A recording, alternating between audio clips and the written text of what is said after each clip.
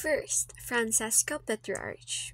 Si Francesco Petrarch ay kilala rin bilang isang ama ng humanismo. Ipinanganak siya sa Arezzo, Italy noong 1304. Lumaki siya sa korte ng mga papa sa Avianon at nakapag-aaral sa Universidad ng Bologna, kung ipinamalas niyang pagiging scholar at manunulat. Siya ay naging tampok na humanistang manunulat na tinaguriang ama ng humanismo dahil sa masinting pagmamahal sa klasiko. Second, Giovanni Boccaccio.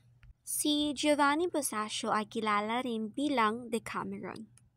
Si Giovanni Boccaccio ay kahiligan niyang sumulat ng mga kwento at tula. Mayroon siyang 100 o 100 collection ng mga nakakatawang salaysay. Siya rin ay naging tagasunod ni Petrarch na isinilang sa Paris, ngunit kinugol niya ang kanyang buhay sa Florence. Naglarawan din siya ng mga karanasan at damdamin ng tao sa pamamaraang madaling maunawaan ng tao. And then ay si Desiderius Erasmus. Siya ay kilala rin bilang prinsipe ng mga humanista. Si Erasmus ay sinilang sa Rotterdam, Holland, noong taong 1469. Nag-aral siya sa France at England.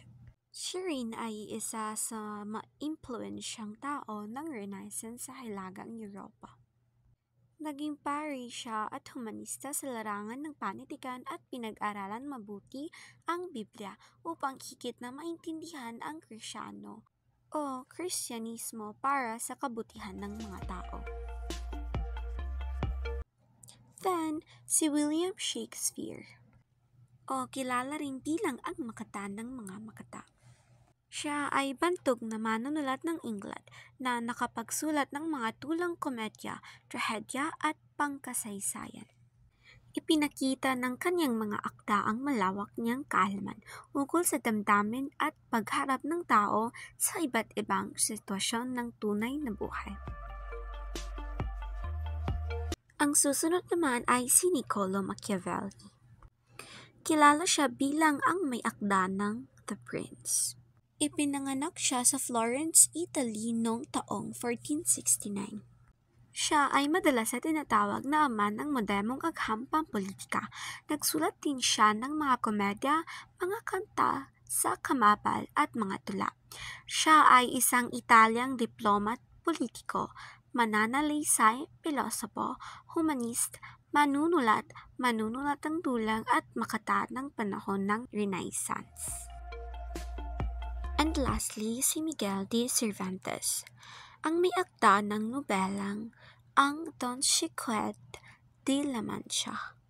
Noong 1569, napilitan umalis si Cervantes sa Espanya at lumipad sa Roma, kung saan siya nagtrabaho sa sambahayan ng isang kardinal. Siya ay isang manunulat ng sinaunang makabagong Espanyol na malawak na itinuturing na pinakadakilang manunulat sa wikang Espanyol at isa sa mundong mga kilalang nobilista. B. Sa larangan ng pinta. Firstly, si Leonardo da Vinci. Isa itong pintor, arkitekto, eskultor, inhenyero, inventor, siyentista, musikero at philosopher. At isa naman sa mga paintings si Leonardo ay ang Mona Lisa. Fun fact about the Mona Lisa was acquired by the French King Francis I after the death of Da Vinci in 1590. It is rumored that the king had offered to buy the painting, but Leonardo had politely turned him down. One of the paintings of Leonardo was also The Last Supper.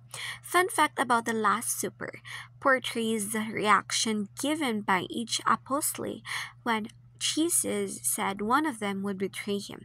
Da Vinci was around 43 years old when he painted The Last Supper. Ang sunod naman ay si Michelangelo Buonarroti. Siya ay unang obra, ang maestra ay ang estatwa ni David. Ang mga paintings ni Michelangelo ay Una sa lahat ay ang Statue of David. Fun fact about the Statue of David is his right hand is disproportionately large compared to the body.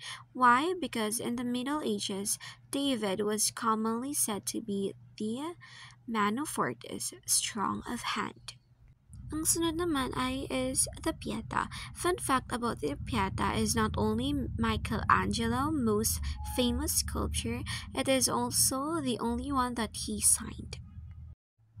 And then si Raffaello Santi, o kilalang bilang ganap na pintor o perpektong pintor. One of the paintings of Raffaello is the La Belle Jardiniere.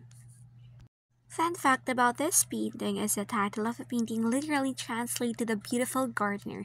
This is kind of sweet at first until you think about how hints at the fact that it is referring to the fact Jesus is the fruit of Mary Lyons. And then the La Velata. Fun fact about the La Velata paintings shows greater attention to the color and to the rendering of skin on clothes in respect to previous female portraits. And lastly, sa larangan ng agham. First, Nicolaus Copernicus. Si Nicolaus Copernicus is born February 19, 1473, Toruń, Royal Prussia, Poland, died on May 24, 1543, Freiburg, East Prussia, now Freiburg, Poland. About Nicholas, inilahad ng teoryang heliocentric ang pagkikot ng daigdig sa aksis nito kasabay ng ibang planeta at umikot din ito sa paligid-ligid ng araw. Fun fact, sa iba pang mga bagay, si Copernicus ay isa ring manggagamot, scholar, ekonomista, tagasalin, matematiko, pintor at diplomat, ay paniniwalang nagsasalita ng maraming wika kabilang ang German, Latin, Polish, Italiano at Grego. Second, Galileo Galilei, isang astronomo at matematiko, malaki ang naitulong ng kanyang naimbentong teleskopyo para mapatutuhanan ang teoryang Copernican. About Galileo. Galileo was born on February 15, 1564, Pisa, Italy, died January 8, 1642, Arcentri near Florence, was an Italian natural philosopher, astronomer, and mathematician who made fundamental contribution to the science of motion, astronomy, and strength of materials, and to development of the scientific method. For fun facts about Galileo Galilei, siya ay isang college dropout. Hindi siya ang nag-imbento ng teleskopyo. Ang kanyang mga anak na babae ay lahat madre. Si Galileo ay sinestensyahan ng habang buhay na pagkakulong sa halip na ang Roman Inquisition. And lastly, si Sir Isaac Newton. About Isaac, ang higante ng scientificong Renaissance. Sang-ayon ito sa kanyang batas ng universal gravitation. Ang bawat planeta ay may kanyang-kanyang lakas ng gravitation at siyang dahilan kung bakit nasa wastong lugar ang kanilang pag-inog. Ipiniliwanag niya na ang gravitation nito ang dahilan kung bakit bumabalik sa lupa ang isang bagay na inihagis pataas. Fun fact about Sir Newton is, si Newton ang unang tao na gumawa ng reflecting telescope na ginawang mas malinaw ang mga imaheng nakikita sa pamamagitan ng teleskopyo. Si Newton ang unang scientist na inilibing sa Westminster Abbey.